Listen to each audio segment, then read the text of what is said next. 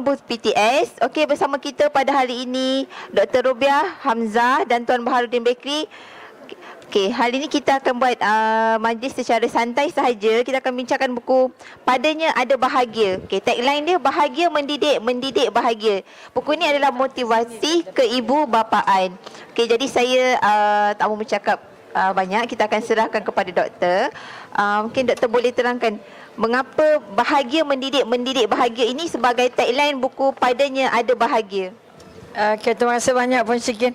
Mikrofon dah rasa kecil no. Selamat datang kepada pengunjung, hadirin hadirat, anak-anak, adik-adik, putera-puteri yang sempat dipilih Allah, sama je. Yang sempat dipilih Allah untuk berada di pavilion di gerai ke panggil apa? Pavilion PTS. Satu-satunya penerbitan yang sangat aktif mempromosikan penulis-penulis andalan, maka saya bersyukur kerana termasuk adalah salah seorang penulis di PTS. Dan bersama saya adalah Cik Bahar juga co-writer untuk menulis, yang menulis ceritanya tentang buku Di Mana Ada Bahagia, Di Sana Ada Bahagia. Buku ini ditujukan khusus untuk membimbing anak-anak, untuk semua ibu bapa dan juga remaja sendiri yang boleh belajar apa yang dikatakan self-learning. Kerana dia merupakan buku manual, buku yang boleh diaplikasi oleh semua orang di semua peringkat selagi boleh membaca. Tapi yang terbaiknya ialah dibaca bersama antara ibu dan ayah. Itu tujuan saya menulis ataupun menulis buku ini, untuk membantu membaiki apa yang namanya kerosakan-kerosakan jiwa, kerosakan-kerosakan minda yang sedang berlaku, yang sedang dialami, yang sedang melanda anak remaja kita, anak-anak kita di sekolah rendah dan anak-anak kita di umur-umur remaja ini.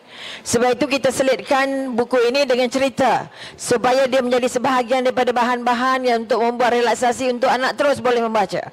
Tapi dia adalah buku berbentuk manual, artinya buku membimbing satu persatu. You do little by little. Sebab itu kepada ibu bapa saya berseru, kerana kita tidak mampu untuk membela anak, menjaga anak, menggilap anak tanpa ilmu. Sebab itu anak ini harta khazanah yang akan diutus langsung kepada Allah. Kalau kita ada harta, ada rumah, ada kereta, kita tak bawa masuk. Tetapi kita ada anak, kita bawa doa anak masuk bawah tanah, 6 kaki bawah tanah. Sebab itu satu daripada hasrat mengapa buku ini dihasilkan, untuk membantu ibu-ibu yang sibuk. Ayatnya pendek-pendek, tipnya pendek-pendek tetapi praktikal. Maka pada semua anak-anak yang ingin membantu diri dan semua ibu bapa yang ingin membantu dia menjadi ibu bapa yang lebih pakar, kerana psikologi mengatakan seorang ibu itu adalah wakil kepada 10 orang guru. Kalau dia seorang ibu dan dia seorang ayah, bermakna di rumah ada 20 orang guru. Tetapi kalau gurunya tak ada ilmu, tak ada kemahiran, bermakna gurunya juga buta, sekolahnya jadi sekolah yang tidak dapat mencelikkan minda. Maka sekali lagi kita sama-sama bergabung dengan penerbit untuk memudah, selain daripada program saya di TV, selain daripada surat khabar, selain daripada majalah-majalah. Ini saiznya pun kita buat nipis dan kecil untuk masuk dalam kotak laptop. Supaya bukan saja pikul laptop, tapi juga pikul buku. Baik, itu sekali lagi saya berseru bahawa buku ini adalah membimbing secara paling mudah. Paling mudah maknanya boleh baca semuka, buat dulu, boleh jalan ke tak. Dan kita memaparkan karakter ataupun kelakuan-kelakuan yang mana yang nak diangkat dulu, supaya kelakuan itu tidak membesar bersama anak-anak. Sebab itu kita namakan Di Sana Ada Bahagia, kerana kita menjangkakan kebahagiaan pertama adalah daripada anak, daripada ibu bapa yang memberikan, yang mendidik. Memberi bukan makan minum baju saja, tapi paling penting menggilap apa yang namanya karakter, menggilap apa yang namanya sahsiah, menggilap apa yang namanya kelakuan dan perwatakan. Maka sekali lagi saya berseru kepada semua pengunjung untuk dapat melihat secara mudah, secara dekat, bagaimana kita menyusun kandungannya, ataupun kita katakan mencari isu-isunya yang sesuai. Untuk pertama sesuai, kedua segera, ketiga dia boleh menjadi satu panduan macam mekanik. Buat A, buat B, buat C, pasang ni tolak tu, tolak ni. Itu bentuknya. Tidak berat sangat, tidak tinggi sangat, bermakna boleh dipahami oleh daripada yang atas sampai yang bawah. Kalau anak-anak yang boleh membaca sudah boleh baca sendiri. Kerana sasiah rosak daripada setiap umur. Bukan sekolah rendah saja, bukan sekolah menengah saja, tapi rosak sampai dia keluar sekolah. Sebab itu satu daripada sebab mengapa PTF bersetuju untuk menerbitkan buku ini. Kerana panduan yang diberi atau apa kita kata tip-tip yang diberi dan presentationnya.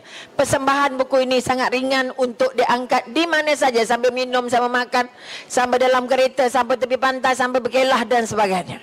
Itu sebahagian dari penjelasan-penjelasan yang dapat diangkat melalui padanya ada bahagia. Ini co-writer saya yang menulis untuk apa kita kata mind rest. So apa kita kata cerita-cerita selingan untuk membedadi kita memahami lebih mendalam apa karakter yang nak diangkat. Itu peringkat awal. Kalau ada soalan nanti dan sekarang saya serahkan kepada co-writer, dia nak cakap apa agaknya mengenai buku yang ditulis bersama dengan saya.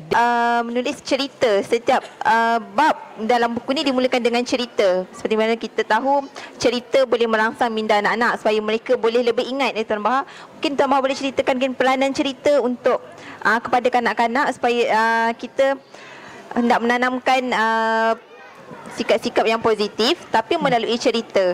Cerita teladan. Kita faham mungkin. Terima kasih kepada doktor. Berkenaan dengan cerita selingan ni, okey, saya nak ceritakan dululah berkenaan penulisan buku ni. Peranan saya dalam penulisan buku ni kecil sangat. Sangat kecil. Yang besar adalah doktor. Umi. Sampaikan gambar dia ada kat situ. Gambar dia ada kat situ maknanya peranan dia sangat besar tu. Cerita saya tu sebenarnya kalau tak baca pun tak apa. Sampai macam tu. Cuma dalam apabila kita baca buku manual self-help barat apa semua, mereka ada satu kajian kes. Tak kisahlah buku apa, dia akan ada satu kajian kes, kita baca, kita rasa seronok ada baca. Dalam buku ni cerpen-cerpen yang saya tuliskan itu lebih kurang kepada kajian kes. Dan dibuat dengan bentuk yang nipis apa semua. Mungkin 1-2 muka surat boleh habis, sekali baca habis. Supaya kita apabila kita membaca buku ni kita boleh nampak begini rupanya. Dan saya ni cerpen ni banyak berkenaan anak-anak sekolah tu. Anak sekolah kena buli, marah apa semua kena buli. Watak-watak dia tu bersambung-sambung. Dan itulah antara yang peranan saya dalam buku ni. Supaya seperti kendak PTS tadi, dia nak satu buku yang dia bukan satu manual, dia ada kajian kes dia dan saya datang kat situ. Dan seperti yang saya beritahu tadi, peranan saya kecil saja ni. Dan apabila saya baca buku ni, saya ada seorang anak. Anak saya tu baru umur 5 tahun. Dan apabila saya baca buku ni, saya perasan satu perkara. Yang bab mula-mula ni dia bercerita berkenaan marah. Sifat marah tu.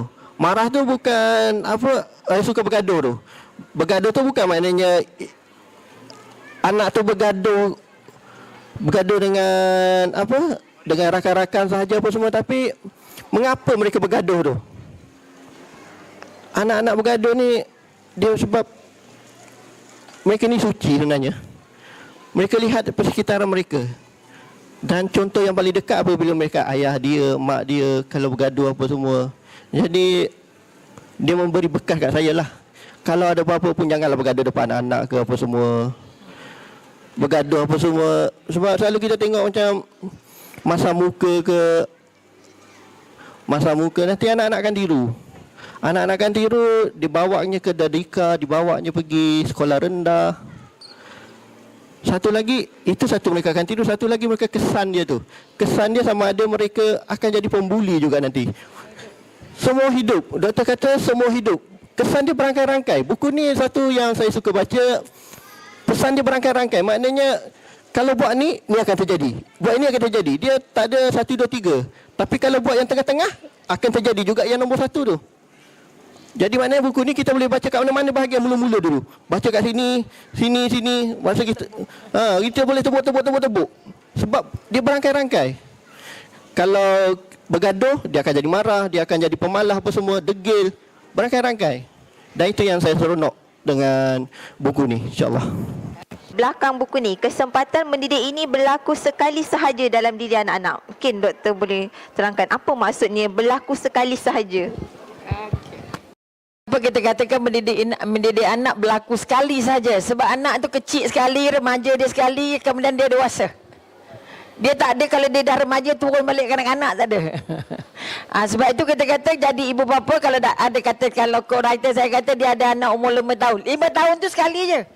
Tak ada jadi lagi 10 tahun dah balik 5 tahun, tak ada. Mana kalau rosak dia 5 tahun, maka 10 tahun tu rosak sampailah ke tua kemungkinan. Pengalaman sebagai kaunselor, kita melihat perkahwinan yang bermasalah berpunca dari anak-anak yang bermasalah. Jadi itu yang menjadi daya dorong mengapa oleh kerana banyaknya klien-klien yang kita kata hari ini perceraian 77 satu hari yang. Maka saya memikirkan bagaimana nak membantu anak ini dari awal, seawal mungkin supaya dia merasa bahawa dia sudah terbimbing dan terasuh walaupun dari kecil. Sebab itu kata-kata membina karakter tidak boleh bermula dari satu-satu tahap. Mesti bermula dari A sampai Z. Tak boleh tebuk-tebuk. Baca buku boleh tebuk-tebuk, tapi nak didik anak tak boleh tebuk-tebuk.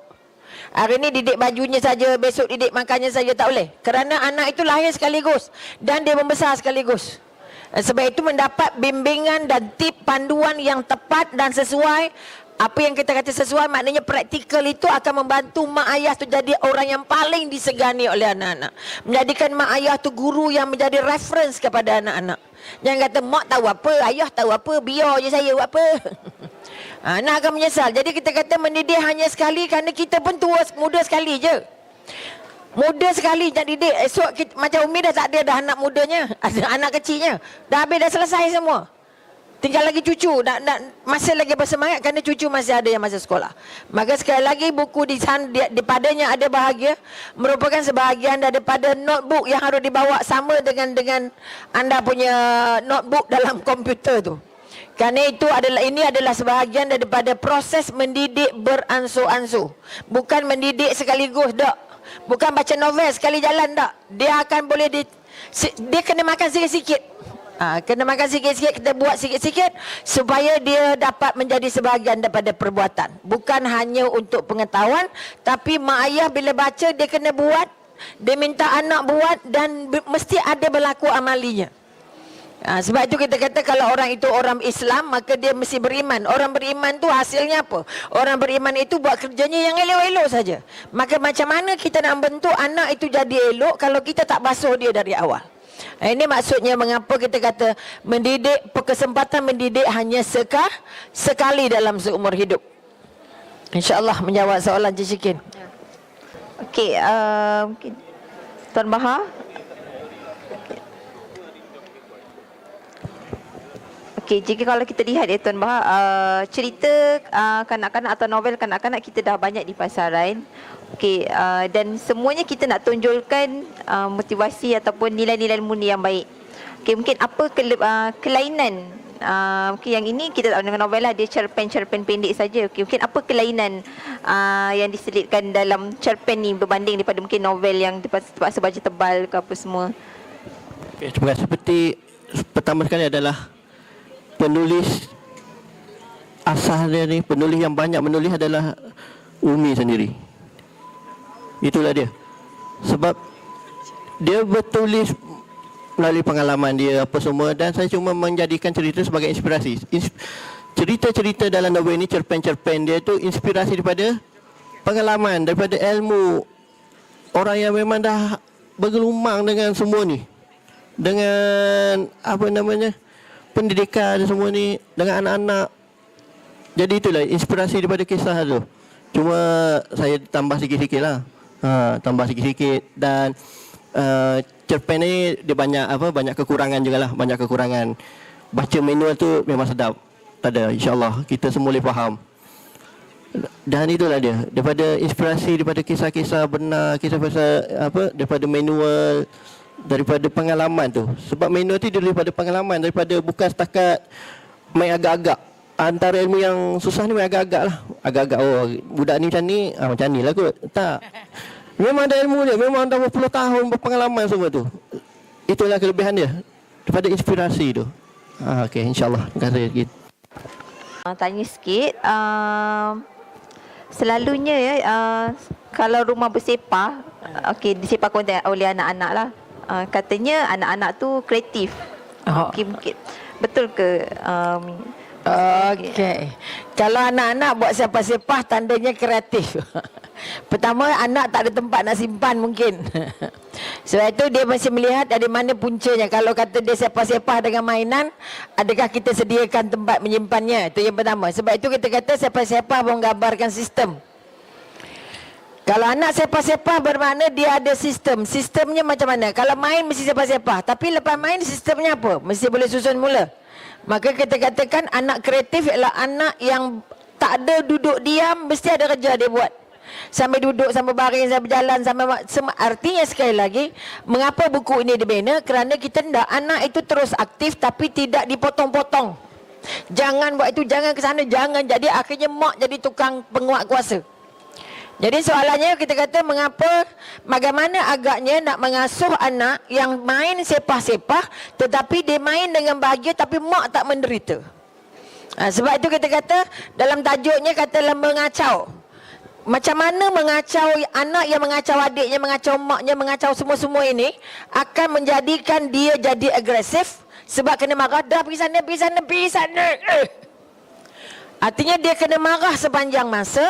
Tetapi kita nak bina dia, membina sistem daripada kecah-kecah tadi. Sistem apa nak pakai? Okey, yang ini taruh sini, yang ini taruh sini, yang ini taruh sini. Artinya kita mengajar dia apa yang namanya sistem. Bukan ajar dia untuk ikut perintah kita yang dia tak suka. Lepas main simpan balik. Faham? Jadi ayah dan mak jadi gegasi. Sampai besar anak tak jumpa muka maknya muka bahagia. Sebab itu saya kata bahagia mendidik bahagia. Sebab kita hendak kalau anak itu main dia bahagia, tetapi kita yang tengok sepah-sepah tu pun bahagia. Bagaimana membuat tak bahagia bila dia tertinggal tidak terurus? Maka manual ini membantu kita macam mana agaknya nak dorong anak itu supaya dia tahu main dan juga tahu simpan. Kreatif bermakna dia membuat mengikut kegembiraan dia, kesukaan dia dan tidak melukakan orang lain. Jadi mak ayah tak payah sakit perut. Ya Allah, setengah mati. Sebab itu kita kata akhirnya jangan main. Kalau tak kata nak kemas jangan main. Akhirnya mati bakat anak. Mati bakat anak, mati kreativiti anak, hubungan dengan anak jadi keras, hubungan anak jadi kasar, muka anak jadi masam sampai tua. Anak yang banyak kena marah masa kecil sampai tua tak boleh ceria. Kita nak latih anak boleh senyum. Okay? Kita hendak muka Cik Bahar senyum banyak. Tapi dia sedih banyak. Dia mesti anak bongsu ni. Okay, ini kekuatan. Mi pun belum berkenal sangat lagi dengan Cik Bahar. Jadi kita nak bangun bahawa ceria itu adalah wajib untuk kreatif. Hebat macam mana pun hasil kerja, tapi orang tak ceria berat. Sebab itu kita nak bangun balik kekuatan. Kalau anak itu sepah-sepah bermakna anak itu tahu sedang bekerja. Bila dia sedang bekerja, dia mesti ada sistem. Habis kerja dia kena buat apa yang patut. InsyaAllah. Itu sebahagian daripada kriteria bagaimana kita membentuk anak melalui apa nak buat dulu. Apa yang kita perlu sediakan. Bagaimana kita nak buat arahan kat dia. Selepas main simpan. Itu bukan arahan, itu ugutan. Tapi kita kata itu arahan. Kan ibu dah cakap lepas main simpan, faham. Ini yang kita nak buang ni. Kita hendak maknya bercakap dengan rasa bahagia. Ya Allah, kesiannya ibu. Kena kemas balik loh. Tak sayang ibu ke? Itu karakter yang kita nak bangun. Tak mau ya setengah mati. Itu sebab kita kata kreatif yang tidak terurus akan jadi keras. Akan jadi agresif. Kreatif yang tidak diurus dengan baik, anaknya akan jadi pasif. Diam je. Diam. Itu tak mau. Kita tak mau menimbulkan kesan-kesan ekstrim. Sama ada anaknya akan diam terus jadi bisu, terus jadi batu nisan, ataupun anaknya agresif terus meloncat. Ini di antara sebab mengapa buku satu penulis terdorong untuk menulis buku ini, insya-Allah. Jika ibu bapa yang pilih kasih, maksudnya dia ada anak favourite, yang ini bukan dia tak sayang, tapi sayang, cuma dia dan anak sendiri akan perasan.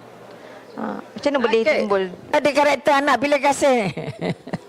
Anak yang sikit dapat perhatian ialah anak yang paling sikit ketawa. Siapa tak boleh senyum kat tangan?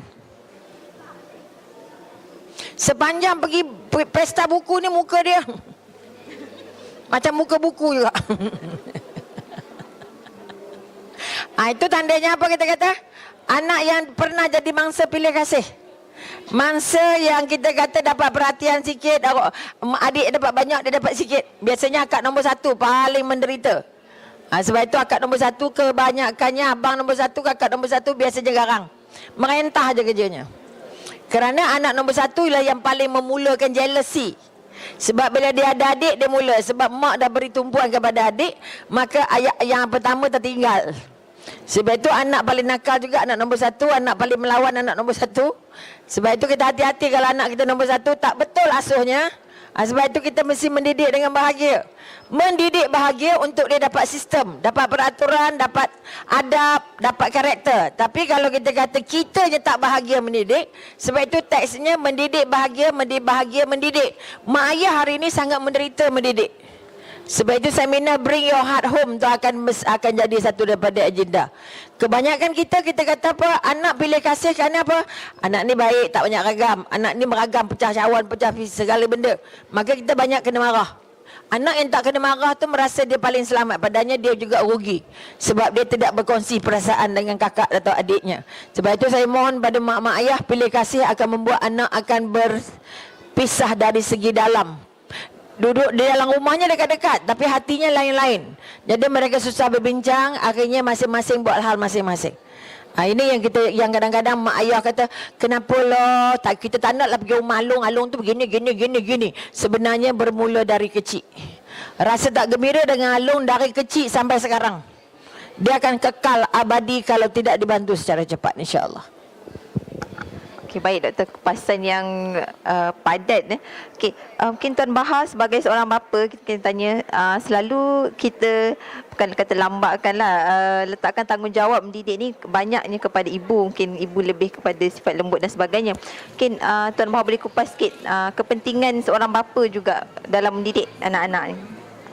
Kan, sebab lagi ni kan, kalau saya cakap pun, saya pun tak tahu nak cakap apa ni. Baru anak seorang, umur pula 5 tahun, nak cerita pasal bapa, nak cerita pasal apa dia? Dia, kepentingan dia tu buat masa sekarang ni, saya nampak lebih kepada macam, apa, menjadi ni kot, antaranya, kepentingan dia ialah menyayangi ibu dia lah, itulah. Menyayangi ibu dia. Dan apabila kita menyayangi ibu dia tu akan menyayangi anak dia juga. Akan efek kat situlah. Itulah tanggungjawab sebagai bapa muda ni. Sayangi ibu dia, setia dengan ibu dia, layan ibu dia baik-baik. Automatik ibu dia akan layan anak dia tu dengan baik-baik. Kalau tak, kalau gaduh, tengoklah nanti anak tu yang kena. Tak percaya, cubalah. Siapa yang kena cubit nanti tu? Dia tak cubit suami dia, anak dia yang kena. Ya, itulah yang sikit yang saya tahulah.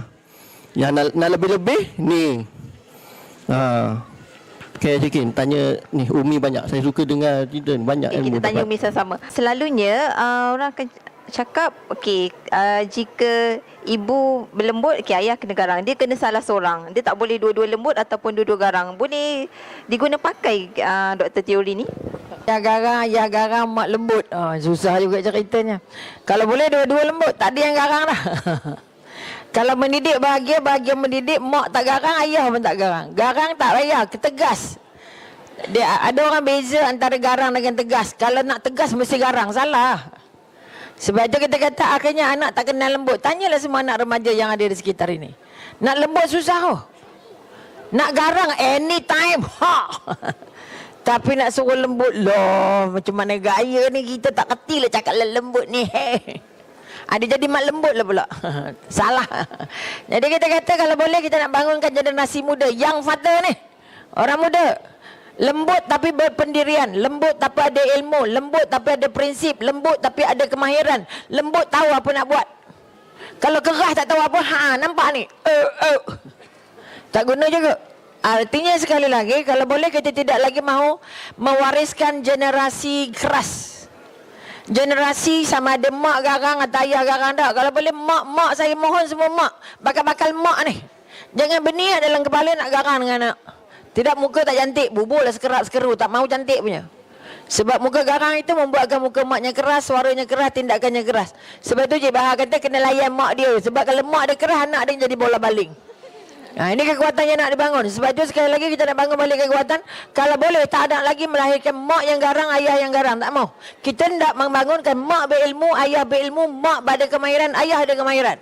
Sebab itu kita kata kita tulis buku untuk bagi mak ayah baca. Supaya bila mak buat, ayah tak melawan, mak tak tegur. Kalau ayah buat, mak tak marah. Sekarang ni bila ayah marah, mak diam je. Atau mak marah, ayah diam je. Mana boleh gitu. Sebab itu kita kata kita ni pasangan, bukannya seorang-seorang pakai kasut. Ada orang pakai kasut sebelah tak? Semua pakai sepasang kan? Bermakna kalau mak baik, ayah pun baik. Kalau ayah baik, mak pun baik. Supaya anak merasa bahawa dia ditemani oleh orang baik-baik. Maka yang menjadi masalah pada remaja hari ini ialah mereka tidak ada contoh baik. Contoh lembut, contoh santun, contoh pujuk, contoh bertolak ansur sebab maknya garang-garang belaka. 90% mak muda garang kerana mereka tidak dapat latihan bagaimana agaknya untuk melembutkan diri mereka dalam mengurus diri sendiri dan dalam mengurus keluarga, kerana percaya bahawa marah itulah yang akan membuat anak jadi berdisiplin. Tidak, marah itu akan memaksa anak, tapi bila anak tak ada depan mak bapak, disiplin tu hanyut entah ke mana. Anak akan membina disiplin sendiri, akan membina kebiasaan sendiri yang membuatkan akhirnya anak kata saya pun tak kenal anak saya ni macam mana nak buat, tak tahu nak buat. Letih dah. Ini pengalaman saya sebagai kaunselor, termasuk semalam. Seorang anak yang baru tingkatan 3 je. Datang nak duduk dengan mak ayah. Bulan sudah, pelajar tingkatan 5 lari dari rumah, hilang 3 bulan. Kerana apa? Tak suka mak, tak suka ayah, itu saja. Bila kita tanya kenapa tak suka mak kamu, itu mak saya tu beletih. Ya. Ayah saya tu batu nisan, tak cakap apa, diam je. Ini jenis ayah batu nisan besok ni. Tak tahu nak buat apa, tak letih. Maka perkongsian harus dibangunkan. Mak dan ayah, sebab mak dan ayah harus sama-sama pandai. Jangan kata, itu mak kamu, itu mak kamu. Minta kat mak, suruh mak je. Betul? Sebab itu kalau boleh kita tak ada lagi pasangan muda, young generation, ataupun kita kata anda-anda sekalian ini nak serah siapa-siapa tak boleh. Anak tu hak kita. Ayah boleh urus, mak boleh urus. Mak boleh keluar, ayah boleh duduk rumah. Mak duduk rumah, ayah boleh keluar. Jangan kata ayah keluar je, mak je. Sebab bukan tugas mak je jaga anak ni. Tugas bersama. Sebab itu sama-sama mesti ada buku. Sama-sama harus buat komitmen. Sama-sama harus ada ilmu. Sama-sama ada kemahiran. Supaya anak tak keliru. Mak ajak makan, nak makan duduk, nak minum duduk. Ayah pula kita tak kisah macam mana pun, janji makan. Dah lari pula dia. Itu yang masalahnya. Sebab itu kita kata makan pun ada sistem. Artinya kita kata sekali lagi, mak ayah harus membangun sistem. Tidak boleh berbeza. Mak garang, ayah lembut. Mak lembut, ayah garang. Tak boleh. Sama-sama ada sistem. Bila tadi siapa-siapa pun tak perlu garang. Siapa-siapa pun tak perlu keras, tetapi anak terdidik dengan sistem, dengan peraturan. Sebab itu kalau dalam Islam dia kata adab, tak ikut adab biadab. Kita marah pula orang kata anak kita biadab, betul? Tapi sebenarnya kalau kita tak asuh adabnya dengan baik, maka dia pertama adabnya dengan Tuhan, kedua adabnya dengan Rasulullah, ketiga adabnya dengan mak ayah. Ramai mak ayah suruh anaknya beradab depan mak ayah, tapi tak diajar anak-anak itu beradab depan Allah dan depan Rasulullah. Ini jadi masalah besar sekarang. Mudah-mudahan kita sama-sama membantu mendidik akhlak anak-anak, insya-Allah. Baik Doktor, mungkin kita buka kepada soalan kepada pengunjung Pavilion PTS. Hari ini kita dapat bertemu secara terus dengan Dr. Robiah. Mungkin ada yang ingin bertanyakan soalan, dipersilakan. Kena ambil role yang polis tu, yang okey. Sebab apa? Sebab kita yang kata anak kita kedegak. Siapa kata? Anak kita tak tahu pun anak kita kedegak ke tak. Siapa yang bagi label kita? Bagilah label yang elok. Anak saya ni memang degil, doktor. Anak tu tak tahu perkataan degil tu apa pun. Anak 2 tahun, kamu ni kecil lagi dah degil. Siapa yang bagi degil tu? Jawatan tu siapa bagi? Mak ayah bagi. Alah, itu sekali lagi kita nak bangun balik kekuatan. Kita tak perlu polis. Sebab tak ada penjenayah di rumah kita. Mengapa nak seorang jadi penguat kuasa, seorang jadi polis? Jaga, ayah balik nanti siap kamu. Udah anak tengok ayah, yo. Nak ke ayah tidak disayangi? Nak ke jadi ayah yang dibenci anak-anak? Nak ke jadi mak yang, ya Allah, mak aku balik. Patutnya mak balik. Tapi bila mak balik, Gustan. Oleh itu tolong bangunkan kekuatan. Kita tak mahu jadi polis penguat kuasa. Okey, kita nak jadi mak ayah yang boleh berbincang, berunding. Tak payah hukum dulu, runding dulu. Tadi pukul adik sebab apa? Sebab adik ambil mainan kita. Adik kenapa ambil mainan abang? Nak minjam je. Boleh tak runding? Daripada hukum, abang bagi sekejap je kedekut sangat. Udah kita kata anak kita kedekut pula. Anak kita tak tahu apa perkataan kedekut tu. Kita yang juga nujumkan dia jadi kedekut. Kedekutlah dia. Oh ya ke? Adik nak pinjam je. Okey, bagi balik. Okey bang. Nampak tak? Tapi hari ini mak tak sempat runding. Bersilat dia. Itu yang jadi masalah besar. Anak jadi keras. Bila anak jadi keras, anak tak nak dengar cakap kita. Dia dengar cakap orang lain. Itu masalah. Bila terlepas daripada ikatan 12 tahun ke atas itu, dia dah membentuk karakter sendiri. Mak aku tahu marah je. Anak remaja lahir rumah, satu daripada sebabnya mak marah. Mak beletik. Beletiak kata orang Kedah. No? Jadi sekolah-sekolahnya buang label buruk, level pengacau, level kerah, kedegak, degil, melawan, tak nak. Anak saya adalah hamba Allah. Anak saya adalah pengikut Rasulullah. Tengok setiap anak itu hamba Allah. Tengok setiap muka anak itu pengikut Rasulullah. Setengok muka anak itu adalah hadiah dari Allah. Kalau hadiah macam mana? Oh, jaga simpan elok. Kita dah wak bola pimpong. Salah lah tu. Boleh? Tak perlu ada polis trafik, polis JPJ apa benda tak baik. Okay, lihat anak dengan wajah perasaan pengikut Rasulullah. Dia adalah hamba Allah. Kalau itu dalam kepala mak ayah, tak sempat marah weh. Tak sempat marah. Ya Allah, aku nak bawa anak pergi syurga ni. Ini semua calon-calon syurga semua ni. Betul ke tak? Macam mana tengok calon syurga? Ya Allah, takutnya kau. Itu tak masuk, dia tak masuk syurga. Boleh nampak? Jadi masuk dalam kepala hari ini pada yang datang, pada yang mendengar. Adik kita, anak kita, saudara kita, cucu kita, semua calon-calon syurga. Nak bawa dia jadi pengikut Rasulullah, nak jumpa Allah di syurga Allah, insya-Allah. Boleh? Okey, mudah-mudahan dapat menjawab soalan. Ada soalan? Assalamualaikum. Waalaikumsalam warahmatullahi wabarakatuh. Saya ada seorang anak perempuan 5 tahun. Iya. Saya memang masa saya pregnant anak kedua, kira saya selalu kalau masuk hospital, dia pun selalu macam tinggal dengan atuk nenek dia lah kan. Lepas tu saya perhatikan bila dia nak meningkat usia ni kan, dia macam dia dah ada adik. Dengan adik tu dia terlampau kasar. Lepas tu kita cakap tu macam dia boleh sampai menguji kesabaran kita tau. Menjawabnya semua tu. Kadang-kadang tu macam masa pregnant pun saya ada silap juga. Saya macam tak fokus dia, macam tak larat marah dia, kadang-kadang tertengking kan. Macam saya tengok perangai dia macam tak macam anak lain kan. Saya macam risaulah juga. Kalau macam contohnya saya cuba berlembut dengan dia, masih ada kesempatan ke anak saya tu jadi yang budak-budak baik, betul-betul macam budak lain. Okey. Marah dia. Kadang saya macam fikir tengok perangai dia sekarang memang jauh. Kalau kita cakap senang tak makan saman lah. Menjawab semua. Lepas tu kita cakap kalau apa dia nak tu semua memang memberontak. Memang kalau depan orang tu memang memberontak habis lah. Saya kadang-kadang macam duduk termenung kan, tertanya. Kalau macam saya cubalah berlembutkan dia macam, kira kalau repeat balik lah, kalau berlembut dengan dia masih ada peluang ke untuk saya, anak saya tu jadi yang baik. Sebab saya risau kan, macam ada belah macam family saya, ada kira macam perangai tak elok lah. Saya risau juga anak saya ikut macam tu.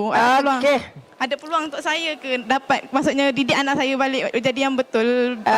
Okey, anak mengamuk ada satu daripada tajuknya lah. Anak baran dan sebagainya. Okey, pertama anak 5 tahun otaknya sudah 100% ataupun 99.9 lengkap. Okay? Dia dah fotokopi semua apa yang kita buat. Punca pertama, dia tak bagi tahu, tak turut serta adik-adik. Kedua, dia tertinggal jauh. Tertinggal fizikalnya, tertinggal emosinya, tertinggal spiritualnya. Tidak dikaitkan dengan adik. Sebab itu dia sangat kasar dengan adik dia. Sebab adik tu curi masa dia. curi perhatian dia. Adik tu rompak semua ke masa bersama dengan dia, masa dengan awak. Sebab itu bila dia rasa maknya jauh, maka mak dia dah anggap maknya pilih kasih. Maka salah satu nak tunjuk kuasa dia, dia akan buat agresif. Itu yang sedang terjadi. Sebab itu kalau boleh ambil sama berat. Jom kita mandikan adik, jom kita beli baju adik, baju kakak, baju adik, baju kakak, mandi adik, mandi kakak, makan adik, mandi makan kakak. Dia dah tertinggal yang itu. Dia sudah tertinggal, emosinya dah jauh. Sebab itu dia keluarkan emosi itu secara agresif. Sebab dia tak dapat cara positif. Dia tak dapat cara lembut lagi dah. Sebab dia dah banyak kena marah. Sebab itu saya mohon tuan-tuan, kalau umur 5 tahun ini sebagai cerita je lah. Satu daripada anekdot juga, satu daripada kes juga. Tadi Cik Bahar kata kita menulis berdasarkan kes. Anak umur 5 tahun dia pergi tadika. Anak umur 5 tahun ni nak cuba semua yang orang dewasa buat. Semua. Sebab itu dia pakai kasut, dia tak pakai kasut dia. Dia pakai kasut mak dia. Kalau yang lelaki dia pakai kasut ayah dia. Kenapa pakai kasut ayah tu? Kenapa pakai kasut ibu patah tu mainnya korang? Kerana anak 5 tahun memang sudah penerokaannya maksimum. Penerokaannya, darjah ingin tahunya maksimum. Tapi kalau kita tahan, maka darjah tu mati. Tak boleh buat itu. Tak boleh pakai kasut ibu, nanti rosak. Tak boleh pakai kasut ayah. Itu kita kekat. Akhirnya anak jadi terus. Kes yang saya nak cerita, anak 5 tahun, dia tengah pakai kasut sendiri. Tapi ayahnya tak sabar nak tunggu dia selesai pakai kasut. Ayahnya terus angkat dia masuk dalam kereta dengan kasut-kasutnya yang tak siap pakai. Anak 5 tahun ni marah setengah mati. Okey? Marah setengah mati tapi tak boleh cakap dengan ayah sebab ayah tak akan dengar punya. Sebab ayah sibuk nak pergi kerja. Dia pakai kasut dalam kereta dengan perasaan sangat marah. Dia pun sampai ke tadikanya. Sampai tadika mukanya dah lain. Cikgu cakap mukanya lain, dia kata. Cikgu dia bagi dia lukisan. Biasanya budak-budak bila dapat lukisan, dia lukis 2 gunung, 1 matahari, 3 ekor burung, kemudian ada sungai ke, sawah ke, betul? Hari itu budak ini tak tulis yang itu. Dia tak lukis yang itu. Dia lukis 2 bulatan. 1 bulatan kecil, 1 bulatan besar. Cikgunya pun datang tanya, kenapa lukisan kamu hari ini lain? Apa sebab ada bulatan kecil? Bulatan kecil ni kepala ayah saya. Bulatan besar ni kepala siapa? Kepala saya. Cikgunya tanya, kenapa kepala ayah kamu lebih kecil daripada kepala kamu? Sebab saya nak marah ayah saya. Marahnya pagi tadi tersimpan. Dia keluarkan melalui kertas lukisan. Bila dia tak dapat keluarkan melalui perkataan, dia simpan. Anak puan tadi, dendamnya disimpan, marahnya disimpan. Sekarang masa dia keluarkan. Kalau anda tak boleh kendalikan dengan baik, perasaan itu akan kekal. Sebab itu banyak minta maaf. Banyak minta maaf dengan anak. Maka anak ini tadi, cikgunya tanya, kenapa kamu marah sangat? Kenapa kamu nak marah ayah kamu? Sebab saya sangat marah dengan ayah saya. Hari-hari ayah saya kalau cakap dengan saya, mesti sabar, tunggu adik dulu, bagi adik dulu. Ayahnya latih budak ini untuk sabar. Tapi dia kata, pagi tadi, ayah saya tak sabar, tunggu saya siap pakai kasut. Ayah kata sabar, tapi dia tak buat sabarnya. Ayah sebut sabar tapi dia tak buat. Nampak tak? Anak umur 5 tahun ni dendam. Jadi akhirnya masa nak balik, cikgu datang jumpa ayah dia. Tuan kena minta maaf dengan anak ini. Apa saya apa? Saya tak buat apa pun. Saya bagi tadi hantar dia pergi sekolah je. Sebab ayah tak tahu yang anaknya marah. Anak pun tak cukup kuasa untuk nak marah ayahnya. Sebab cikgu kata hari ini dia meragam di sekolah, dia tak buat kerja macam biasa, dia jadi pendiam dan dia sangat marah. Jadi ayahnya kata, apa salah saya? Tadi dia kata sebab tadi dia tak pakai kasut, tuan tak tunggu dia sampai selesai. Tuan angkat dia, tak minta kebenaran. Main angkat aja. Tak minta excuse me, minta maaf banyak ke, tak ada. Jadi bila dia tak minta begitu, bermakna ayah tak hormat dia. Sedangkan ayah selalu kata, cakap dulu excuse me, minta maaf banyak tumpang lalu. Bila ayah cakap tapi tak buat, anak tak lekat. Bila balik, bila sampai mana cikgunya ayahnya tanya, cikgu macam mana saya nak minta maaf dengan anak saya? Kemudian dia pun kata belikan apa makanan kegemaran anak. Jadi ayahnya beli sekotak coklat. Maka lepas makan malam, anak pun dah masuk bilik, ayahnya ketuk pintu. Assalamualaikum. Siapa tu? Ayah le. Oh, selalu tak ketuk pun. Sebab ayah pesan, siapa nak masuk bilik ayah, bilik ibu je ketuk. Ibu dengan ayah boleh masuk bila-bila ke bilik anak-anak. Betul ke tak? Ini yang anak balas balik.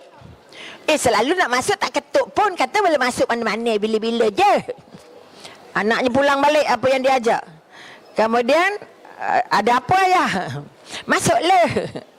Ayah nak bagi hadiah. Bukan hari lahir pun. Selalu hari lahir pun tak ingat. Kenapa ada hari nak ada hadiah? Anak ulang balik. Semua kesalahan masa silam disimpan. Tapi masa itu dia keluarkan. Ayah tadi minta maaf. Ayah nak minta maaf dengan kamu. Tadi ayah tak sabar tunggu kamu. Jadi bila nak bagi hadiah, peluk anak, dua-dua nangis. Ayah nangis, ayah nak minta maaf dengan kamu sebab tadi ayah kasar dengan kamu. Ayah tak sabar tunggu kamu pakai kasut. Ayah tak sabar untuk nak bagi kamu selesaikan semuanya. Ayah juga dah berkasar. Jadi bila ayah mengaku dia salah, anak tu peluk, tolong jangan buat lagi. Dua-dua nangis. Ini walaupun kisahnya pendek tapi sangat memberi kesan. Sebab itu anak 5 tahun bermakna dia sudah matang, faham semua. Sebab itu layan dia sebagai orang dewasa. Jangan layan macam kanak-kanak. Pergi sana, duduk sana, makan kat sana. Yo.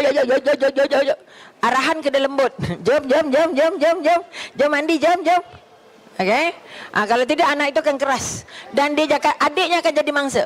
Dicubit ke, dia lepuk ke, dia gitu, dia gini. Sebab dia marah dengan adik sebab curi waktu. Kesempatan dan juga tumpuan yang dia patut dapat tapi dia akhirnya kita bagi ke adik. Mudah-mudahan menjawab sikit soalan. Muka dia muka ceria macam bercakap dengan baby, itulah cara bercakap dengan dia. Adik dia selalu keluar masuk hospital. Tak apa, cerita. Kalau boleh bawa. Kalau boleh bawa dia, jom kita hantar adik pergi hospital. Jom. Hari ni cuti sekolah. 5 tahun je. Bukan terkata 5 pun. Okey? InsyaAllah.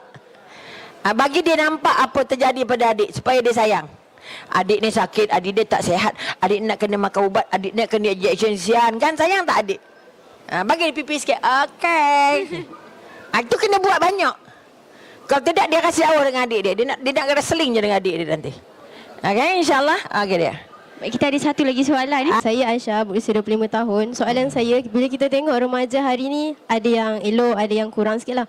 Jadi soalan saya, apa persediaan saya jika satu hari nanti bila saya dah ada anak, apa yang saya perlu bersedia dari sekarang supaya nanti saya boleh mendidik anak saya daripada awal lagi menjadi seorang anak yang baik. Okey, taat perintah Allah, sayang buku yang pertama Allah bagi.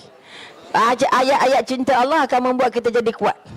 Kedua, didik karakter kita. Didik diri kita jadi perangai Rasulullah. Yang santun, yang lembut, yang jujur, yang ikhlas, yang amanah. Yang sayang orang, yang suka tolong orang, yang suka membagi, suka bercerita, suka menasihat. Sebab karakter ini akan masuk dalam anak. Karakter ini akan jadi contoh pada anak. Sebab itu kalau kita kata solat saja tapi mulut laser tak jadi juga. Kalau kita kata kita solat tapi kita kedekut tak jadi juga. Kalau kita solat tapi kita kasar juga tak jadi juga. Maka sekali lagi kita jadikan kita hamba Allah yang paling dekat dengan Tuhan. Jadi kita pengikut Rasulullah yang paling dekat dengan sirah Rasulullah. Jadikan kita diri kita sebagai contoh seorang muslimah yang terbaik. Kalau kita kata yang solehah itu, kalau itu dapat disediakan, nanti anak anda lahir melihat tokoh yang paling baik untuk dipotokopi. Sebab itu kita adalah guru pertama, fotokopi pertama, contoh pertama. Jadi kalau kita tak ada anak kasar, kita jangan kasar. Sebab itu pertama jadi hamba Allah, jadi pengikut Rasulullah, jadi calon syurga Allah. Itu pesan 3. Setiap saat, ya Allah Tuhanku, jadi layak aku kalau buat macam ni dan masuk syurga Allah ni, ya Allah. Mudah-mudahan itu dapat membantu. Okey? InsyaAllah. Terima kasih banyak. InsyaAllah. Ada lagi? Doktor, saya nak tanya. Tadi doktor ada menyatakan bahawa sekiranya anak itu dah mencapai umur 12 tahun, ya, agak sukar untuk kita didik dia sebagaimana yang kita nak. Ya. Jadi macam mana agaknya cara yang terbaik untuk kita balik semula supaya anak itu tidak... Okey. Kita kena baiki diri. Kita ubah diri. Kalau tadi katalah kalau daripada umur 7, 8, 9, 10 tu kasar je dengan dia, kita belajar lembut. Kedua, belajar banyak cakap sayang. Mak sayang kamu, mak sayang kamu, mak sayang kamu, mak ni sayang kamu ni. Contoh, sentuh.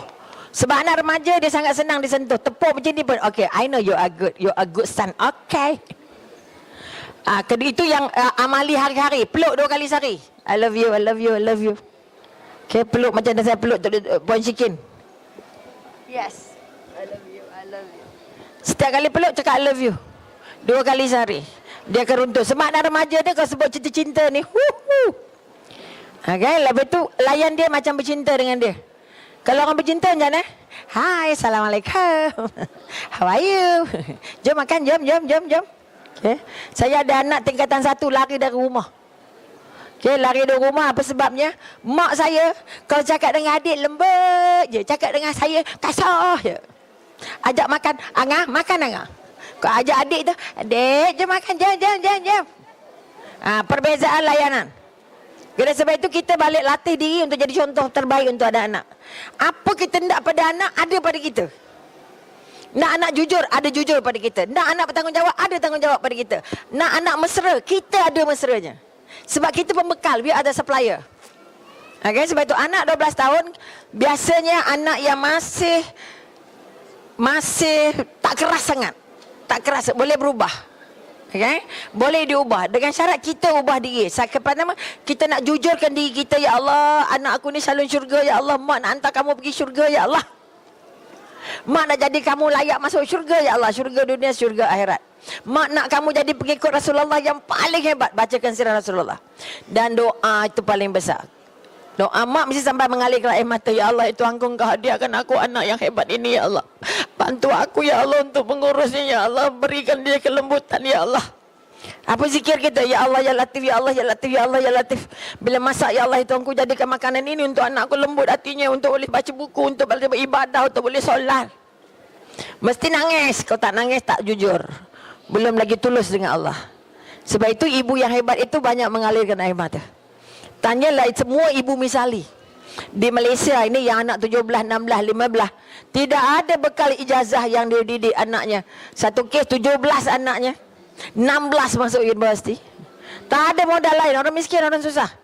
Tapi tidak putus doa dan munajat dengan Allah. Munajat tahajud setiap malam. Doanya hebat, tak berhenti.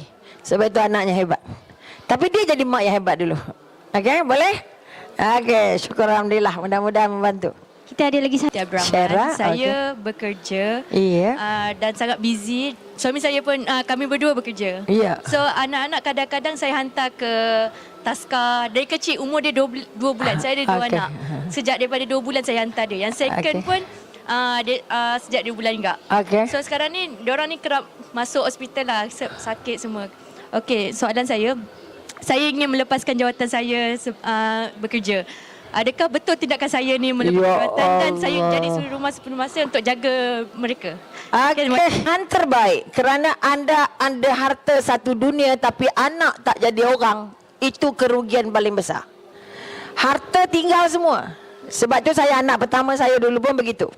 Anak pertamanya hantar pagi, ambil petang, demam 2 hari, sakit 2 hari, merah bontot, luka, jatuh, benjol. Bila saya pergi melawat, saya kata salah satu, kalau you nak anak, make sure you lose your job. Kalau tidak, saya ambil anak ni, saya kata. Kalau nak jaga kerja sampai tak sempat jaga anak, hopeless. Kamu berdosa dengan anak, berdosa dengan diri, berdosa dengan Tuhan, berdosa dengan suami. Berapa banyak dosa nak buat? Okay? Sebab itu Nabi pesan, baiti jannati, jadikan rumah kamu syurga. Itu saham paling besar yang Allah bagi. Amanah paling besar yang Allah bagi ialah anak. Sebab itu boleh bekerja dari rumah, boleh jadi buat nasi lemak, buat kari pak, belajar buat kuih, belajar buat kek dan sebagainya. My neighbor is dapat income lebih baik daripada masa dia bekerja. Dia pramugari. Anak ada bengkak benjol, asma tak habis-habis. Okay, 6 pagi 6 petang, anak jadi anak industri. Esok anak pos kita kat rumah orang tua macam tu juga. Nak ada rasa-rasa. Tak nak, aku tak nak elok. Itu tindakan paling baik. Biar makan Maggi, biar makan muih. Sebab rezeki bukan dari kita, rezeki dari Allah. Jangan kata anak tu bila aku minta kerja, anak tak makan. Salah. Tawakal paling salah, paling sesat ialah kalau ayahnya tak bekerja, saya nak makan apa? Kalau dia berhenti kerja, macam mana nak bajet cukup ke tak? Tak. Itu semua lekang dengan Allah. Sebab itu yakin mohon dengan Allah, ya Allah Tuhanku, beri aku kekuatan, beri aku kesabaran, beri aku rahmat untuk jadi ibu yang baik. Boleh? Itu tindakan paling betul, 101%. All the best. Waalaikumsalam. Permasalahan saya ialah saya mempunyai 3 orang anak. Besar mana? Yang tua 11 tahun, yang kedua 9, dan yang kecil sekali 5. Okey. Kesemuanya perempuan. Okey. Masalah saya ialah mengendalikan anak yang kedua. Kenapa? Dia memahami saya tetapi dia mudah merajuk. Okey. Masalahnya saya meminta nasihat untuk memujuk macam mana nak menjadikan anak saya tu tak mudah merajuk, menerima pendapat saya. Contohnya macam kakak dia fleksibel. Dia, bila saya nasihat dia boleh terima, bila saya marah dia boleh terima. Okay. Dan anak saya yang kecil pula dia suka marah kakak dia yang kedua. Dan dia lebih garang sikit daripada adik-beradik yang lain lah. Tu yang masalah saya ialah anak yang kelima tu 5 tahun. Dia suka mencari gaduh antara dengan kakak dia. Bagaimana saya nak mengendalikan situasi tu? Okey, anda bekerja? Kami berdua bekerja. Bekerja, okey. Sistem hidupnya tak ada. Sebab dia lepas bebas begitu. Pertama, sistem dari segi adab. Ni kakak ni Kak Long. Ini kakak ni abang. Jangan kasar dengan abang, ni abang. Itu tak ada. Sebab itu orang kecil boleh tanya, orang besar kakak boleh semua siapa-siapa tanya. Nampak tak? Itu pertama. Kedua, peraturan. Peraturan anak nombor 1 ni degil sikit, lain. Peraturan anak nombor 2 ni lembut sikit. Kesian anak ibu ni agak nak makan bila ya. Tapi yang ini, jom pergi makan. Sebab itu mak cikgu, mak mesti ada buku, mak mesti ada ilmu. Semua anak lain-lain. Lahir siang lain, malam, bulan Januari lain, bulan Februari lain, bulan Disember lain. Sebab anak ada karakter masing-masing. Bila karakter itu tidak dibina, kita tak diserupa je. Kakak boleh ikut, pasal kamu tak boleh ikut. Itu dalam kepala perempuan. Bila kepala puan kata, anak kenapa tak bangun jadi macam Long? Jangan banding. Anak ada potensi masing-masing, ada kekuatan masing-masing. Kenapa anak nombor 2 meragam? Sebab dia nak berdikari. Dia tak suka dipengaruhi, dia tak suka diarah-arah. Sebab itu anak macam tu kena pujuk je. Jom. Anak nombor 1 makan dulu sekarang. Sekarang makan, sekarang pergi pakai jus, sekarang. Itu anak ikut. Anak nombor 2 no. Nak pakai baju bila? Nak pakai baju mana? Hijau ke, kuning ke? Kalau anak nombor 1, ni bajunya. Kita boleh pilih baju untuk dia. Anak nombor 2, saya nak pakai baju warna apa? Runding. Sebab anak nombor 2 ni dia independen. Lebih berdikari. Sebab itu dia lebih berani. Dia boleh buat keputusan. Sebab dia dah belajar dari kakak dia. Buat macam ni kena pukul. Buat macam ni tak ada. Buat macam ni. Jadi dia banyak selamat dah. Anak nombor 1 banyak kena lepuk. Okay, dia ada cikgu. Sebab itu anak nombor 3 kalau tak diasuh apa dia adab. Lepuknya kakak dia. Kenapa dia bergaduh? Sebab adik dia mengatasi kakak. Tak boleh. Esok sampai besar dia berguling tu. Jangan. Sebab tu anak nombor 2, anak paling pandai. Semua anak dalam keluarga, anak nombor 2, nombor 3, nombor 4 lebih pandai daripada anak nombor 1. Okey, sebab itu tolong hormat anak nombor 2, anak yang paling boleh berdikari. Dia boleh duduk seorang tak apa. Kakak pergi ikut, adik pergi ikut tak apa, angah duduk rumah tak apa. Karakternya jauh beza. Saya anak nombor 1 tu, ya Allah. Anak nombor 2, tak apalah. Pergi pun boleh, tak pergi pun boleh. Anak nombor 1, nak ikut. Kalau kata, tak payahlah ikut.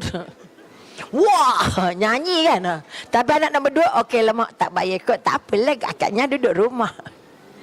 Karakter berbeza. Sebab itu kita kena ada ilmu. Membaca dari segi psikologinya, membaca dari segi fizikalnya, membaca dari segi emosinya, dan membaca dari segi spiritual. Kita nak dia jadi macam mana. Bakatnya apa? Anak nombor 1 mungkin suka melukis. Anak nombor 2 mungkin suka masak. Anak saya nombor 1 suka ngemas je habis-habis. Tapi anak nombor 2 tak suka ngemas. Dia suka masak. Jom kita bawa ke masak. Jadi dia masih berguna. Dia masih ada bakat sendiri. Tak boleh kata, kenapa ke lemari lah macam sarang tikus. Sebab dia memang tak suka ngemas. Jadi kalau kita marah juga, letih tak dia? Letih. Sebab itu lipatlah bengkok ke, lurus ke. Asalkan drawer dia, okey lah tahu. Boleh. Sebab anak umur 5 tu anak yang sudah boleh independen. Sebab itu dia banyak marah kat kakak dia. Sebab dia tengok mak dia mengamuk tak habis. Kurangkan marah boleh. Kurangkan letiak. Ni letih banyak ni mulu. Lalu tak habis-habis ni. Ni macam mihun tak putus-putus. Belajar lembut tengok muka anak, okey? InsyaAllah. Belajar menghargai juga. Ini mak banyak komen tak habis ni. Macam mana? Tu soalannya. Mikrofon. Minta maaf. Macam mana nak hilangkan perasaan marah dengan anak tu supaya tidak berlebih-lebihan? Okey. Ini mak pula singa keturunan ni. Ini singa jadian kita panggil. Okay. Apa sebab mak marah-marah? Sebab mak dulu dididik oleh mak ayah yang suka marah. Sebab itu siapa yang mak suka marah, dia mesti tengok balik atuk. Atuk kan nenek ni yang marah ni. Sebab itu keturunan. Okay?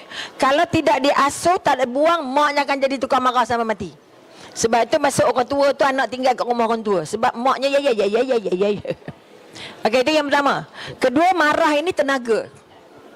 Okey, sebab itu pertama rasa balik aku hamba Allah. Lahir dari air yang paling hina, paling lembut. Allah jadikan seketul daging, Allah jadikan akhirnya jadi muka yang paling cantik. Betul? Lembut ke kasar? Kita bukan dari batu, betul tak? Dari air, betul? Oleh itu tolong bangun bahawa saya diizinkan Allah lahir. Aku ni hamba Allah. Anak-anak aku ini adalah hadiah dari Allah. Kalau sayang Allah, kenapa tak sayang anak? Anak aku ini calon-calon adalah pengikut-pengikut Rasulullah. Calon-calon syurga. Nak jumpa Rasulullah. Jadi apa sebab kita marah-marah? Sebab kitanya jauh dengan Allah. Bila kita jauh dengan Allah, tak baca ayat cinta Allah, tak banyak zikir untuk anak, tak banyak doa, jangkit semua. Sebab itu pertama bangun balik jadi hamba Allah dulu. Ya Allah, aku nak jadi hamba-Mu. Jangan jadi hamba suami, hamba perut, hamba kerja, hamba anak. Tapi belum jadi hamba Allah. Jadi hamba Allah maknanya tunai semua perintah Allah. Jangan takut durhaka dengan suami, tapi lebih takutlah durhaka dengan Allah. Okay, sebab itu taat dengan Allah dulu, taat Rasulullah dulu, baca Quran dulu. Ingat kita nak berangkat ke syurga, kita ingat kita ada hari kemudian. Itu kekuatan. Baru solatnya diisi. Kita solat kita mengumpat, kita solat kita ngamuk. Mana ada solatnya? Solatnya tertolak. Okay? Sebab itu orang solat mencegah kemungkaran. Marah tu mungkar lah tu. Sebab siapa marah dia tergenggam iblis. Sebab itu iblis memang cucuk-cucuk kita bagi marah. Astaghfirullahalazim, ini anak aku ni, ya Allah. Ini hadiah dari Allah, ya Allah. Dia pengikut Rasulullah, ya Allah. Aku patutnya bimbing dia jadi hamba Allah, pengikut Rasulullah, ya Allah. Kenapa aku nak marah-marah dia? Bukan dia nak lahir ke dunia, aku yang nak dia. Sebab dia aku jadi emak. Ni kena runtun balik perasaan. Masuk ke dalam diri. Apa bayangkan kalau aku tak ada anak, kalau aku layan anak aku macam ni, besok aku tua, anak aku jerekah aku macam ni, macam mana ya Allah? Apa kamu semai itu kamu tuai. Sebab tu be good, be happy jadi mak. Sebab tu saya nak ada kemahiran. Okey, pertama jadi hamba Allah, mesti wajib jadi hamba Allah.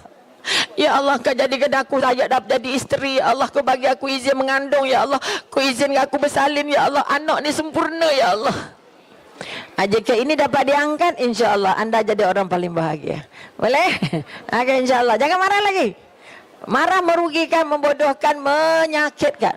Satu kali marah, satu saraf putus. Bayang berapa banyak anak, berapa kali marah putus semua. Okey, mudah-mudahan terjawab sedikit soalan. Baik, ada satu anak yatim. Jadinya macam mana saya nak anak saya tu, nak didik anak saya tu supaya dia berjiwa kental tanpa seorang bapa. Dan macam mana saya nak mencari kekuatan untuk membesarkan anak-anak saya supaya mereka tak berasa kekurangan lah. Mereka masih kecil lah. Umur berapa? Umur yang sulung darjah 5, darjah 3 dan 6 tahun. Okey, itu umur saya ditinggalkan ayah saya. Tapi dijumpakan dengan mak saya, jumpakan saya dengan Nabi dulu. Kamu anak yatim, Nabi pun anak yatim. Tapi Nabi tu orang lain bela, kamu mak bela. Kamu untung tak? Untung. Saya menoreh dengan mak saya. Dia kata 1 sampai tengah 3 bangun pukul 6 pagi noreh, 5 pagi menoreh dulu baru pergi sekolah. Makan pisang rebus, ubur-ubur yang banyaknya. Tapi mak saya walaupun kami susah, tak pernah ada baju raya, tak pernah ada kuih raya. Mak saya ngajar ngaji, itu je lah untungnya. Jadi saya sekolah petang. Sekolah jalan kaki, tak pernah duduk belanja. 5 sen pun tak duduk belanja. Pergi sekolah bawa nasi bungkus. Nasi dengan belacan bakar. Ketudak sampai belimbing. Oh, anak orang kaya berebut sampai gitu. Sebab dia pun tak pernah makan lauk sampai kan. Di sekolah saya jadi tukang upah beli kuih di kantin. Jadi anak orang kaya kan tak larat berebut kan. Masa dulu orang kantin kan. Kita ni kan ragat sikit. Jadi kalau beli untuk 3 orang, satu kuih sekeping tu dia akan bagi 2. Satu saya punya, satu dia. So siapa paling banyak makan? Bukan orang yang punya duit, saya yang paling duit. Sebab itu tinggi juga walaupun tak ada duit belanja. Sebab itu mak saya didik, kamu mesti jadi sebaik Rasulullah. Sebab dia kata kalau kamu baik, besok di akhirat macam ni. Kamu dengan Rasulullah duduk sebelah-sebelah je. Mak nengok je dari jauh. Mak saya berjumpakan saya dengan Rasulullah dulu siap. Sebab itu tak takut jadi. Sebab siapa yang nak kamu jadi anak yatim? Allah. Siapa yang nak buat kamu jadi ibu tunggal? Allah. Betul tak? Khadijah yang jadi calon, yang jadi penghulu syurga itu 2 kali jadi ibu tunggal, okey je pun. Bisnes okey je, betul tak? Sebab itu sirah Nabi, sirah Rasulullah mesti genggam kemah-kemah. Rasulullah 4 tahun dah kerja. Sebab itu saya bekerja, pergi bendang, cabut ubi, cabut pisang, cabut segala. Jadi pacak lintah ni jadi kawan sahabat baik. Tanam jagung, pakai jagung. Artinya makan nasi campur jagung, nasi campur ubi biasa. Ubi rebus, ubi goreng, ubi parut, ubi segala ubi ada. Nampak tak? Sebab itu latih anak pertama, kamu Allah pilih jadi kuat. Ayah tak ada, kamu jadi ayah. Sebab itu saya macam lelaki. Kuatnya. Artinya, masa dulu saya tomboy. Jadi mak saya lebih percaya saya daripada adik saya. Adik saya lelaki tapi macam kakak saya. Sebab adik saya, kakak saya putih, adik saya putih. Dan jenis yang lembut-lembut. Jenis baik. Jadi macam ni. Okay? Saya ni antara yang orang Perak kata candi. Yang semua nak buat, semua nak ikut. Mak kata jangan, kamu orang nak manjat. Pokok betik manjat, pokok manggil manjat. Adik saya tak baik. Takut nak manjat macam mana. Kakak saya langsung lah. Okay? Artinya sekali lagi, mak saya pesan apa? Kita anak yatim, orang miskin tapi baik. Kamu mesti sekolah, mesti pandai. Tapi kalau pandai tak baik, out. Kamu mesti bangun sebab Rasulullah jadi hebat sebab dia anak yatim. Allah bantu semua sebab mesti dekat dengan Allah. Jangan buat ya Allah larang.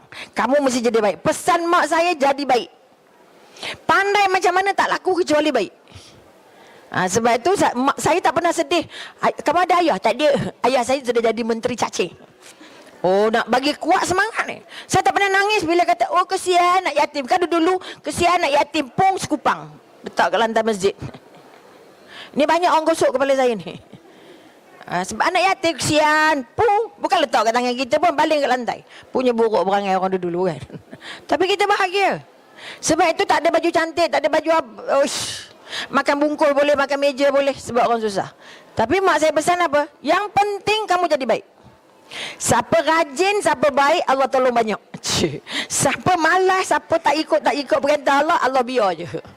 Macam mana kamu tak boleh jahat sebab kamu anak yatim. Apa mak saya kata? Kamu tak boleh jahat.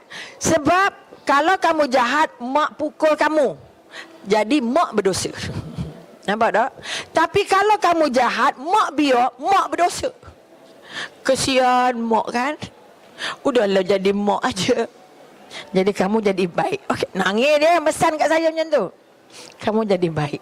Kalau kamu nampak mak dah pegang besit tu, dulu rotan kan, mak dah pegang apa-apa, kamu larilah je cepat.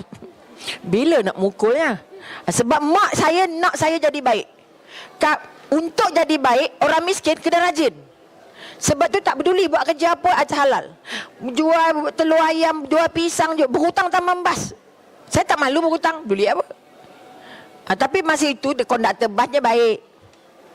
Tak apa, kamu tak ada. Sebab kalau tak noreh, tak ada getah segerap, tak ada nak jual apa. Dambangnya 40 sen, tak mampu beli. Tak mampu cari duit. Tapi driver kata apa, kamu nak masuk, kamu naik je. Kamu ada duit, bayar. Okay. Masa saya jadi cikgu, cari balik driver tu. Saya rasa ada 300 lebih kot. Berhutang. Lama sangat berhutang. Banyak sangat berhutang. Tak bayar, pakcik dah bayar semua. Bagus, kamu dah jadi cikgu. Saya cari balik driver dan konduktor yang jaga saya masa sekolah. Itu kekuatan. Sebab itu orang kampung kena. Oh, budak ni kesian. Berhutang tambah membas, sekolah tak pakai kasut. Anak saya tak nangis kalau saya cerita. Tapi bila reporter cerita dalam surat khabar, oh dia nak orang lain cerita kisah mak dia. Sebab itu saya anak yatim tak pernah rasa rendah diri. Ala kesian anak yatim, muka sekarang jemput dah. Sebab tu kat sekolah saya dah jadi 3 dah jadi Korea. Dah masuk Bahar, dah masuk Mr. Chairman, Honorable Judges, masuk semua. Sebab kita kena kuat. Sebab kita tak daya. Kita kena kuat. Itu yang mak saya tanam banyak-banyak. Sebab tu ngaji nombor 1. Jam 5 dah habis tangguhan weh. Ngaji kena, sebab dia mesti baik. Ngaji, solat, jumpa Tuhan ni garanti. Itu syarat nombor 1. InsyaAllah. Sebab kita kata jadi anak yatim kerana Allah. Allah yang buat jadi anak yatim. Mestilah Allah bantu kan? Betul juga. Logiknya begitu. Sebab itu saya ke Bendang, saya nori, saya tanam ubi, saya tanam pisang, semua. Saya paling hebatnya betik muda rebus. Buah ke bilis sikit, buat dan kunyit. Wah. Sampai hari ni pun saya cari juga sayur tu, contoh. Boleh terjawab sikit soalan? Minta dengan Allah, jangan minta dengan orang. Mak saya tak pernah isi borang-borang. Yelah, bantuan, dok. Bantuannya mesti dari Allah. Sandarannya mesti kepada Allah. Sebab itu saya diperkenalkan dengan Allah cepat, dengan Rasulullah cepat. Sebab jadi kuat. Okay? Saya tak pernah malu saya anak yatim. Tak pernah rasa rendah walaupun tak ada baju raya. Baju sekolah tak ada, pinjam baju kawan. Baju sekolah 1 je ada. Tak ada malu pun. Okay? InsyaAllah. Kisahlah ke anak. Anda calon syurga. Dengan Okey. Apa sebab? Pertama, suruhannya itu perintah yang tidak digemari, paksa. Makan kena habis, ibu dah masak, makan. Tak makan budak tu. Keras. Manusia ni Allah jadikan daripada benda paling lembut. Okey, benda paling lembut. Sebab itu kalau masuk dalam air, masuk batu, batu tak cair. Tapi kalau masuk sirap, cepat menyerap, betul tak? Jadi manusia ni nak lembut. Sebab itu kena ada kemahiran. Apa nak buat pada anak yang melawan? Okay? Anak yang itu dia melawan cara diam. Ataupun dia melawan terbalik. Okay? Pertama arahan, kedua keadaan masa dia diarah tu. Menghina tak? Makan tak makan siap. Mandi sekarang, tak mandi tinggal. Semua dengan ugut. Buat, tak buat saga. Tak buat rotan. Tak pakai, tak mandi sekarang jaga kamu. Tak itu tinggal. Tak ini, oi. Banyak sangat dia punya ada sandaran-sandaran syarat. Okay? Tapi kalau puji, ya Allah hebatnya. Bahagia kalau nasinya habis. Ya Allah. Memang anak mak ni hebat. Puji sikit sangat tu. Kena puji banyak. Anak 5 sampai anak 7 tu, alamak puji hebat saja. Anak saya dapat 1/100 pun, ya hebat anak ibu. Hebat anak ibu. Memang hebat. Sebab tu doanya nak anak jadi hebat. Bukan markah tu yang hebat. Anaknya hebat. Peduli apa? Okay? Memang ibu tahu anak ibu memang hebat. I know you are the best. Dapat 10/100. You are the best. Ini tengok markahnya. Kamu ni memang bodoh. Bodoh lah anak tu.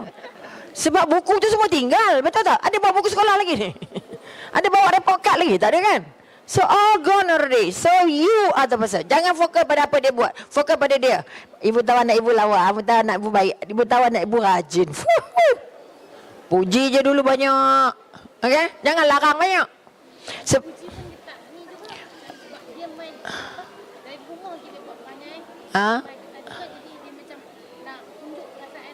Okey, sebab itu mak sikit doa lah ni. Dia mesti doa mak dan mengiring anak dia ke mana pun. Ya Allah, jadikan anak aku tadikannya anak yang disayangi, ya Allah. Okay, nak makan, ya Allah jadikan seleranya besar, ya Allah, aku nak bagi dia makan.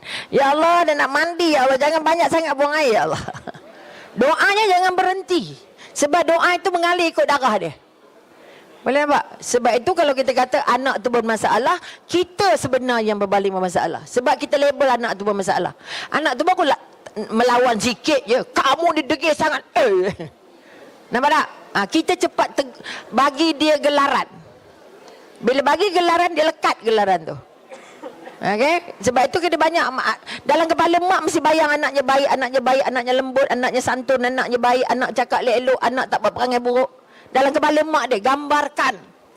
Sebab itu antara yang akan keluar dalam bentuk apa yang anda fikirkan. Okay? Gambarkan anak tu baik. Saya anak dapat 10/100 ke 20/100. I know you are the best. Buku tu tinggal. So dah 1 dah naik jadi 2, tak pakai buku tu dah kan.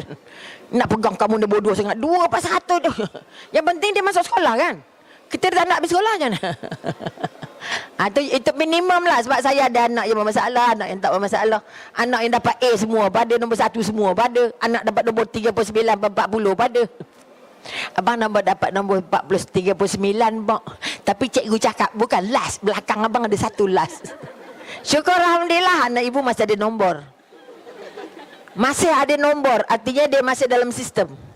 Dia masih nak sekolah. Tapi kalau tanya kamu ni sekolah hari-hari, ya, tapi markahnya kan penat dia. Okay? Akhirnya dia benci sekolah, benci cikgu, benci sekolah, benci buku, benci baca buku. Bila nak baca buku? Bila nak baca buku? Anak paling menderita bila mak jerekah suruh baca buku. Oh, letih weh. Sebab itu jadi penderaan. Tapi kalau mak tak baca, ayah tak baca, suruh anak baca sikit perut. Akhirnya mak label, anak saya tu pun malas dah tu. Jangan malas awak, bukan dia. Sebab tu yang mai datang kaunseling ke klinik, kelak kaunseling saya. Anak saya degil sangat, dia start dari awak. Okay? Bila kata, saya memang degil sikit. Bukan degil sikit, jangkit kat anak. So nak ubah anak, kena ubah dia lah baca Quran lah depan anak. Sebab aura Quran tu buat anak lembut. Aura Quran tu, air yang minum, baca Quran tu bagi anak minum. Air nak bagi air minum je nak, bagi dulu Fatihah. Apa salahnya? Jangan sembuh-sembuh air liurnya banyak dah lah. Okay, jelas. Boleh berubah, buang ni. Jangan kata anak tak nak nakal, okay? Ni kepala kita jahat ni, iblis masuk. Label anak kita meragam. Tak nak ikut je degil. Tak nak ikut je degil. Dia tak nak ikut ada alasan lah. Tak best lah tempat tu. Dia tak nak ikut baju. Pakai baju ni tak cantik. Cucu mi 3 tahun. Baju suit cantik. Okay? Tapi warnanya warna biru. Cucu tu tak ada warna biru. Nak mandi tak nak jalan. Ya, jom jalan. Berkerja. Sampai lepas mandi. Maknya letak atas katil baju warna biru. Mak dia tengok terus sarung. Pakaikan juga. Turun tangga macam mana? Mi kata, kenapa? Tadi terang menderang. Tak suka. Tak suka ini. Ibunya kata itu branded. Tak mahal ibu beli. Tak suka. Sikit je alasannya. Tak suka warna dia. Kenapa dipaksakan? Jadi siapa yang sakit? Siapa degil sebenar? Mak. Mudah-mudahan tak jadi mak yang degil. Okay? Okay, masa yang ada. Sorry lah Cik Bahar. Sebab dia kata dia kecil je kan. Saja yang usik. Okay, akhirnya habis dah kot. Okay, mudah-mudahan akan membantu apa yang kita kongsi atas izin Allah. Dapat redha Allah dan akhirnya rahmat turun untuk kita semua. Ingat, anak adalah hadiah dari Allah. Anak adalah hamba Allah. Anak adalah khalifah Allah. Anak adalah umat Rasulullah yang nak jumpa Allah di syurga. Sebab itu jangan marah-marah. Layan anak macam mana kita nak dilayan. Ada tak mak bapak yang suka dimarah? Suami saya tu memang ya kan dia menderita. Jadi kalau mahu anaknya hebat, layanlah anak macam mana kita mahu dilayan. Kalau ini dapat diangkat, insya-Allah kita calon-calon syurganya insya-Allah. Jadi terima kasih pada perhatian. Mohon maaf dan tak kena di mata dan hati. Yang cantik izinnya Allah, yang tak cantik tak kelemahan saya sendiri. Jadi untuk memudahkannya, bawa balik isi-isi ceritanya daripada buku-buku yang dibaca. Tak miskin pun kita. Sebab buku adalah khazanah yang akan kekal abadi sampai kita dah berangkat. Sekian. Wabillahi taufiq wal hidayah. Wassalamualaikum warahmatullahi taala wabarakatuh. Baik, terima kasih Dr. Rubiah dan Tuan Bahar. Okay. Kita ada 15 hadiah istimewa. Kepada 15 pembeli pertama, buku Padanya Ada Bahagia tulisan Dr. Rubiah dan Tuan Bahar. Okay, tuan-puan boleh dapatkan buku Padanya Ada Bahagia di Pavilion BTS. Okay, okay, di depan ada. Bayar dahulu, kemudian boleh dapatkan tanda tangan Dr. Rubiah. Mungkin ada nak tanya soalan secara terus dengan doktor pun boleh. Okey, tanda tangan terus pun tak apa. Lepas tu kemudian kena bayar.